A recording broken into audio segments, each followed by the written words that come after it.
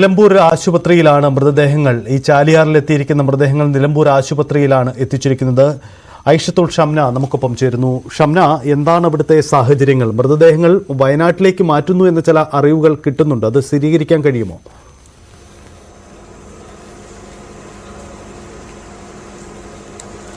തീർച്ചയായും ഡെപ്യൂട്ടി കളക്ടറാണ് ഈ വിവരം പറഞ്ഞത്. മൃതദേഹങ്ങൾ ഉടൻ തന്നെ വയനാട്ടിലേക്ക് മാറ്റും. കാരണം അത് ഐഡന്റിഫൈ ചെയ്യാൻ ബന്ധുക്കൾക്ക് ഇവിടെ എത്തി നിലമ്പൂർ എത്തി ഐഡന്റിഫൈ ചെയ്യാനുള്ള ഒരു ബുദ്ധിമുട്ട് കണക്കിലെടുത്തുകൊണ്ട് മൃതദേഹങ്ങൾ ഉടൻ തന്നെ വയനാട്ടിലേക്ക് മാറ്റുമെന്നാണ് ഡെപ്യൂട്ടി കളക്ടർ അറിയിച്ചത്. ഇവിടെ ഇപ്പോൾ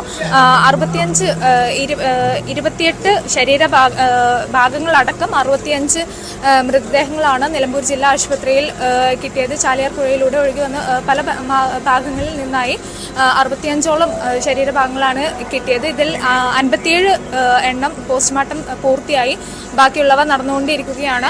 എന്തായാലും ഉടൻ തന്നെ ഇത് വയനാട്ടിലോട്ട് മാറ്റുമെന്നാണ് ഇപ്പോൾ കലക്ടർ അറിയിച്ചിരിക്കുന്നത്. ഇവിടെ ശിഹാബ്ദങ്ങൾ അടക്കമുള്ളവരെത്തി പ്രാർത്ഥനകൾ നടത്തിയിരുന്നു. 4 ബോഡികൾ ഇതുവരെ ഇവിടെ നിലമ്പൂർ ജില്ലാ ആശുപത്രിയിൽ എത്തി ബന്ധുക്കൾ തിരിച്ചറിഞ്ഞിട്ടുണ്ട്. ബാക്കിയുള്ളവ ബന്ധുക്കൾക്ക് വരാനുള്ള ഒരു അസൗകര്യം അല്ലെങ്കിൽ അത്രയും ദൂരം നിന്ന് വന്ന് ഐഡന്റിഫൈ ചെയ്യാനുള്ള ഒരു ബുദ്ധിമുട്ട് കണക്കിലെടുത്തുകൊണ്ടാണ് മാറ്റുന്നത്. വളരെ ഒരു സങ്കടകരമായ ഒരു കാഴ്ചയാണ് ഇവിടെ. കാരണം പല മൃതദേഹങ്ങളും ശരീരഭാഗങ്ങൾ മാത്രമാണ് കിട്ടിയത്.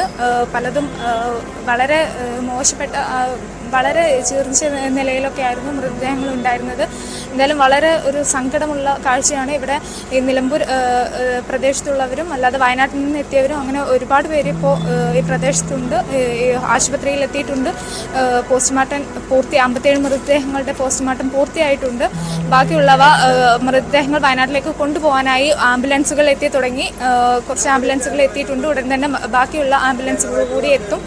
അതിനുശേഷം പെട്ടെന്ന് തന്നെ വയനാട്ടിലോട്ട് മാറ്റുമെന്നാണ് കലക്ടർ ഇപ്പോൾ അറിയിച്ചിരിക്കുന്നത്. ഷംന സൂചിപ്പിച്ചതുപോലെയാണ് സാഹചര്യം. ഷംന, നമ്മൾക്ക് അറിയാം, ഇന്നലെ ഈ ദുരന്തമുണ്ടായതിന് ശേഷം ഇന്നലെ രാവിലെയാണ് ഈ ചാലിയാറിൽ നിന്നും ചില മൃതദേഹങ്ങൾ കിട്ടിയത്. അതിനുശേഷം ഇന്നും മൃതദേഹങ്ങൾ അവിടെ ഒഴുകി വരുന്നു എന്നതായിട്ട് അറിയാൻ കഴിഞ്ഞു. അങ്ങനെ വരുന്നിട്ടുണ്ട്. ഇപ്പോഴത്തെ അവസ്ഥ എന്താണ്? അതായത് ഈ അപകടം നടന്നു എത്ര കിലോമീറ്റർ അപ്പുറയാണ് ഈ മൃതദേഹങ്ങൾ എത്തിച്ചേർന്നു എന്ന മറ്റൊരു സാഹചര്യം കൂടിയുണ്ട്. അതുകൊണ്ട് ഈ ചാലിയാറിലും മറ്റും തെരച്ചിൽ നടപടികൾ ഊർജിതമാക്കാൻ അത്തരം ശ്രമങ്ങളൊക്കെ നടക്കുന്നുണ്ടോ? അങ്ങനെ ചില വിവരങ്ങൾ നമുക്ക് ലഭ്യമാവുന്നുണ്ടോ ഷംന?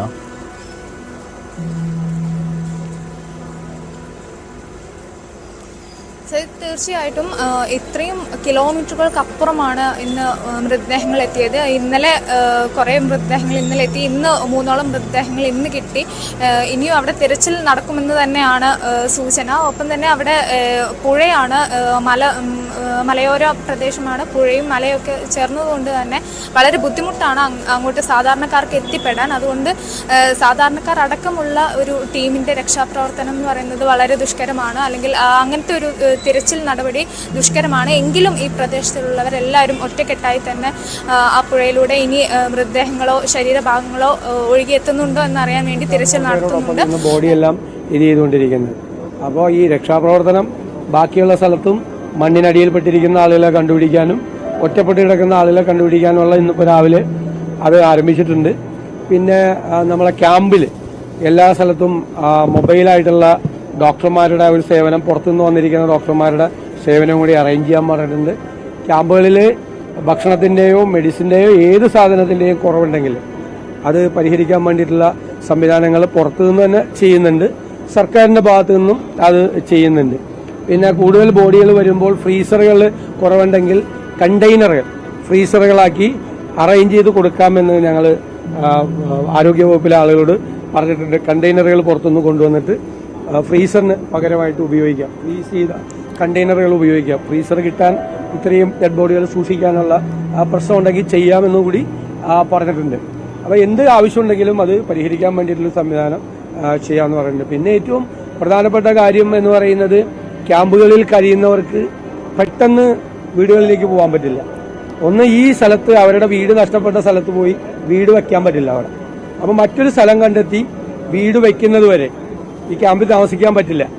അപ്പോൾ അവർക്ക് വാടകയ്ക്കുള്ള വീടുകൾ അറേഞ്ച് കൊടുക്കണം. അതിൻ്റെ വാടക അവർ പുതിയ വീടെടുത്ത് ആ സ്ഥലം കണ്ടെത്തി വീട്ടിലേക്ക് താമസം മാറ്റുന്നത് വരെ അവരെ വാടക കൊടുക്കാൻ വേണ്ടിയിട്ടുള്ള സംവിധാനം ചെയ്യണം. അങ്ങനെ എത്ര പേരാണ് വീട്ടിലേക്ക് തിരിച്ചു പോകാൻ കഴിയാത്തവരെന്നുള്ള ലിസ്റ്റ് എടുക്കാൻ പറഞ്ഞിരുന്നു. ഇപ്പോൾ പഞ്ചായത്ത് പ്രസിഡന്റ്, MLA യും എല്ലാം ഉൾപ്പെടെ ഒരു പഞ്ചായത്തിൻ്റെ മീറ്റിംഗ് കൂടുന്നുണ്ട്.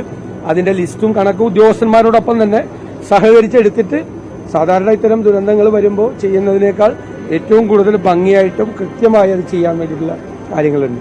മുഖ്യമന്ത്രി നാളെ സർവകക്ഷി യോഗം വിളിച്ചിട്ടുണ്ട്. ആ സർവകക്ഷി യോഗത്തിലും ഞങ്ങളുടെ ഭാഗത്തു നിന്നുള്ള എല്ലാ സഹകരണവും ഉണ്ടാവും. ഞങ്ങൾക്ക് ചെയ്യാൻ പറ്റാവുന്ന കാര്യങ്ങളെല്ലാം ചെയ്തുകൊണ്ട് എങ്ങനെ അത് പറഞ്ഞിട്ടുണ്ട്, തീർച്ചയായിട്ടും പറഞ്ഞിട്ടുണ്ട്. അത് പറഞ്ഞിട്ടുണ്ട്. ഇപ്പോൾ നാളത്തെ മീറ്റിംഗിൽ അതിൻ്റെ അകത്തൊരു അന്തിമമായിട്ടുള്ള ഒരു തീരുമാനം എടുക്കും. നമ്മൾ ആവശ്യപ്പെട്ടിട്ടുണ്ട് മാറ്റി താമസിപ്പിക്കുന്നത് വരെ സ്ഥലം കണ്ടെത്തി മാറ്റി താമസിപ്പിക്കേണ്ടി വരും. ഈ സ്ഥലത്ത് വീട് വയ്ക്കാൻ പറ്റില്ല, ഇനി അവിടെ ഒന്നും ചെയ്യാൻ പറ്റില്ല. അത് മാത്രമല്ല അതൊരു പ്രോൺ ഏരിയയാണ്, ആക്സിഡന്റ് പ്രോൺ ഏരിയയാണ്. അതുകൊണ്ട് അവരെ പറഞ്ഞുവിടാനും പറ്റില്ല. വേറെ സ്ഥലം കണ്ടെത്തി വീട് വെക്കുന്നത് സ്വാഭാവികമായിട്ട് അതിനുള്ള ഒരു കാലതാമസം വരും. അതുവരെ റെന്റൽ ഹൗസിൽ വീട് എടുത്ത് താമസിക്കാൻ വേണ്ടിയിട്ടുള്ള ആവശ്യമായ റെന്റ് അതുവരെ കൊടുക്കാൻ വേണ്ടിയിട്ടുള്ള തീരുമാനം നമുക്ക് എടുപ്പിക്കാൻ നമുക്ക് കഴിയും. അതാണ് അടിയന്തരമായി ചെയ്യേണ്ട കുറേ കാര്യങ്ങൾ. ക്യാമ്പിലൊന്നും ഒരു കാര്യത്തിനും കുറവ് വരാതിരിക്കാൻ വേണ്ടിയിട്ട് സന്നദ്ധ പ്രവർത്തകരൊക്കെ ഉണ്ട്. വിവിധ സ്ഥലങ്ങളിൽ നിന്ന് ഏത് സാധനം ഞങ്ങൾ MLA പറഞ്ഞിട്ടുണ്ട്, എന്ത് സാധനം ക്യാമ്പുകളിൽ വേണമെങ്കിലും ഭക്ഷണ സാധനങ്ങളോ ഡ്രസ് മെറ്റീരിയൽസോ ഏത് സാധനം വേണമെങ്കിലും കൊടുക്കാൻ UDF പ്രവർത്തകർ തന്നെ തയ്യാറായിട്ടുണ്ട്. മീൻസ് ഇപ്പോൾ 2-3 ലോഡ് വെള്ളം കൊണ്ടുവരാൻ വേണ്ടിയിട്ട് പറഞ്ഞിട്ടുണ്ട്.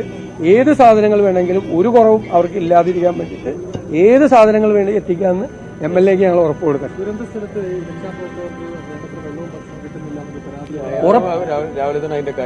ഉറപ്പായിട്ട് എത്തിക്കാം. അങ്ങനെ എന്തെങ്കിലും ഒരു കുറവുണ്ടെങ്കിൽ ഇപ്പൊ തന്നെ അത് എത്തിക്കാം, പരിഹരിച്ചോളാം. രാവിലെ എത്തിച്ചിട്ടുണ്ട്. യൂത്ത് കോൺഗ്രസിന്റെ ഒരു ഇത് അവിടെ എത്തിച്ചിട്ടുണ്ട്, റിലീസാക്കി അവിടെ എത്തിച്ചിട്ടുണ്ട്. എന്തെങ്കിലും കുറവുണ്ടെങ്കിൽ അപ്പൊ എത്തിച്ചോളാം. നമ്മളൊന്നും കൂടി ശ്രദ്ധിച്ചോളാം കാര്യം.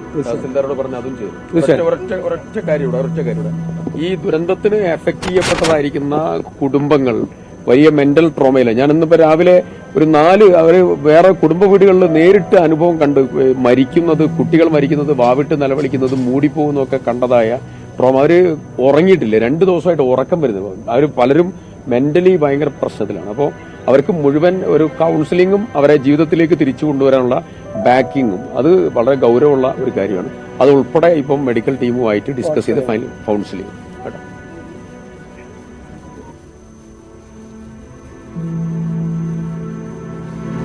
പ്രതിപക്ഷ നേതാവ് അടക്കം അവിടെ വന്നിട്ടുണ്ട്. അദ്ദേഹം സൂചിപ്പിക്കുന്ന പോലെ പ്രധാനപ്പെട്ട കാര്യമാണ് ദുരന്ത മേഖലയായ അവിടേക്ക് ഇനി പുനരധിവാസം സാധ്യമല്ല. സുരക്ഷിതയിടത്തേക്ക് അവരെ മാറ്റി താമസിപ്പിക്കണം.